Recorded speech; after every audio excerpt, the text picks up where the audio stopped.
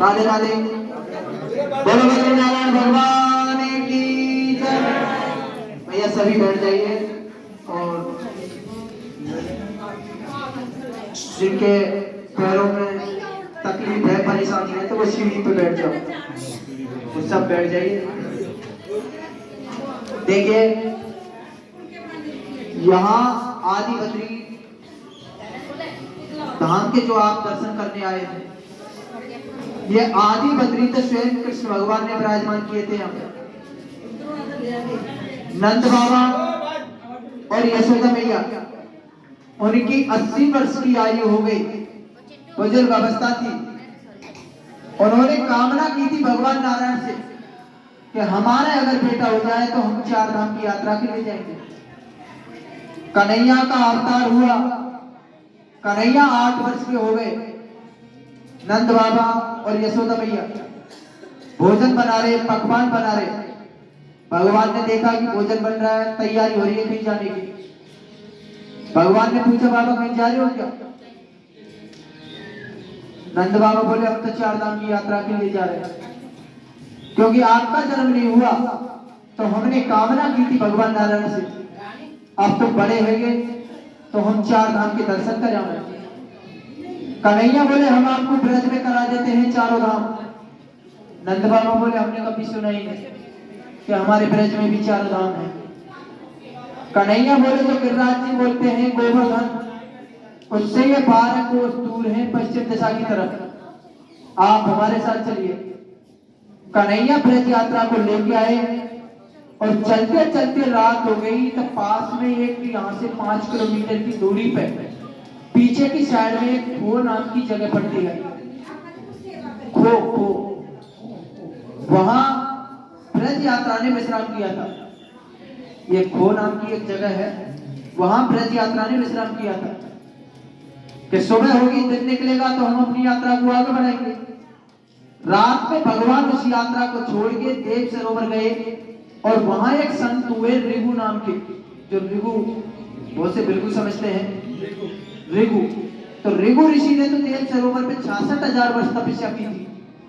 भगवान ने संत को दर्शन दिए।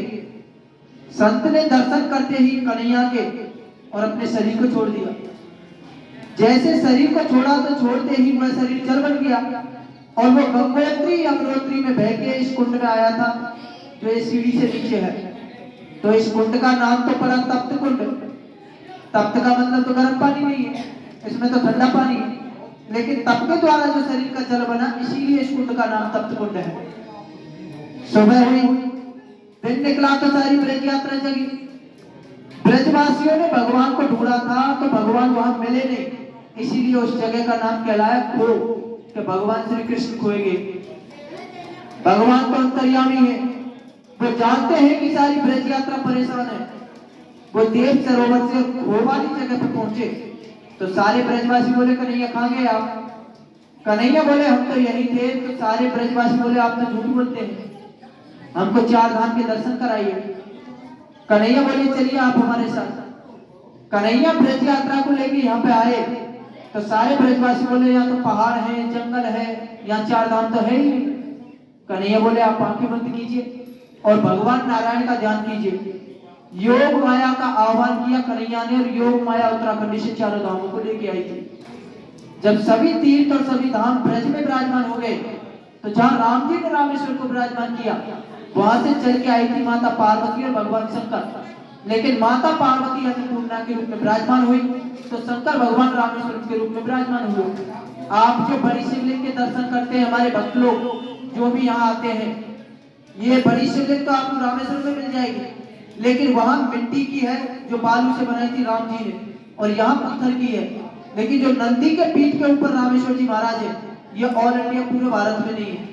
आप सिर्फ यहाँ दर्शन कर सकोगे, बाकी आप नासिक जाओ, उज्जैन जाओ, काठमांडू, नेपाल जाओ, 4 दिशा में 4 पुरियों में जाइए, ये दर्शन मिलेंगे नहीं आपके लिए। आप उद्धव जी के जो दर्शन करेंगे, उद्धव जी भगवान के परम मित्र हैं, ब्रज के सखा हैं। उद्धव जी 2 बार ब्रज में आए थे।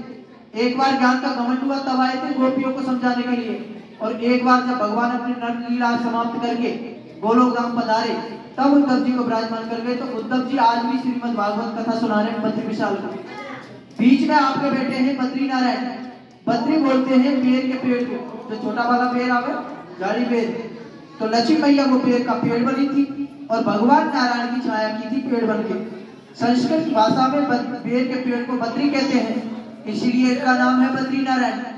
नर भगवान कुंती के बेटा अर्जुन है, लेकिन नर भगवान छोटे भाई है और बद्री नारायण बड़े भाई हैं। जो ये 6 तारीख को दीपावली की दौज निकल के गई थी, कुछ दिन कपाट बंद हो गए उत्तराखंड में। अब वो 6 महीने बाद खुलेंगे अक्षय तृतीया को। अक्षय तृतीया को यहाँ जन्मदिन मनाया जाता है, अक्षय तृतीया को वहाँ कपाट खुलते हैं।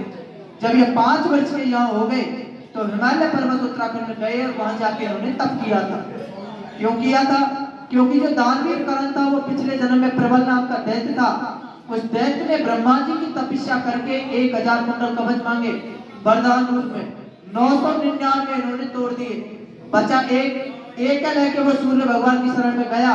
और अगली बार जब द्वापर में करण बन के आया थे, कृष्ण और अर्जुन बन के आए थे। अर्जुन ने मारा था दानवीर करण को। करण तो कोई और नहीं प्रबल नाम का दैत्य था, अर्जुन कोई और नहीं नर भगवान थे, कृष्ण कोई और नहीं बद्री नारायण थे। आप जो यहाँ गणेश जी के दर्शन करेंगे, ये गणेश जी स्वयं साक्षात विष्णु भगवान है, जो शंकर भगवान की शादी में गए थे। नारियल और सुपारी पर गोली मारते हैं ना पंडित जी, तो ये वो गणेश जी हैं। उनके पास में जो आप दर्शन करेंगे माँ अन्नपूर्णा पार्वती के हैं। बड़ी शिवलिंग शंकर भगवान को नंदी के पीठ के ऊपर साक्षात रामेश्वर भगवान विराजमान है।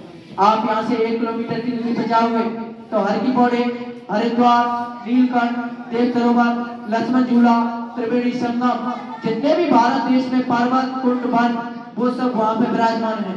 10 किलोमीटर पे यहाँ से केदारनाथ जी है। केदारनाथ और बद्रीनाथ साक्षात विराजमान है। केदारनाथ से 6 किलोमीटर की दूरी पर साइड में कामा जाओगे, जिसमें चरण पहाड़ी, चाहे पहाड़ पे भगवान खड़े हुए थे।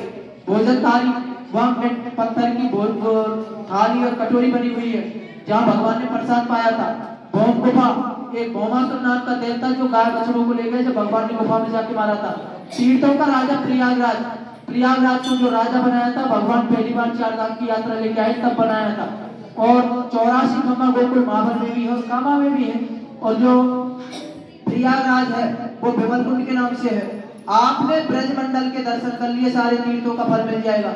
आप यात्रा लेके या दर्शन करने वहां जाओगे बाहर ब्रज के, तो आप जो फल प्राप्त करोगे वो आप 4 धाम, 12 ज्योतिर्लिंग और 7 पुरी यहाँ चिन्ह रूप में ब्रज में विराजमान है 42 किलोमीटर के अंतर्गत। तो ये यहाँ दर्शन कीजिए इस ब्रज भूमि के और सारे तीर्थों का फल प्राप्त कीजिए। क्योंकि केदारनाथ में शिवलिंग नहीं है, रामेश्वरम में नंदी नहीं है, आदि बद्री धाम ब्रज मंडल के अलावा कहीं है नहीं है।